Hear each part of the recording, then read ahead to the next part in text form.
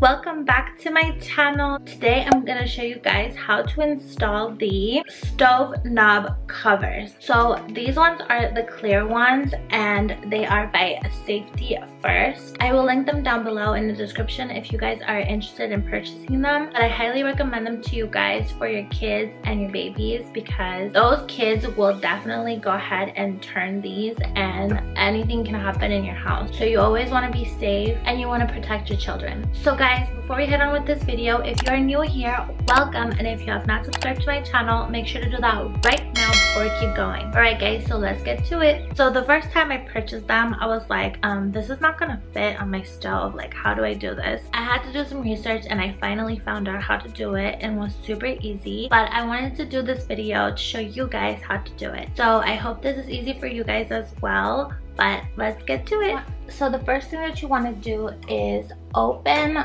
this like that. It's super easy. You just pull it and then you want to open this, put this right here, and then put this back on top. And you always want to make sure that the red is at the top so that your stove is off. And then it's simple, you just close it and there you go. So I'm gonna go ahead and do all other four so I can show you guys one more time.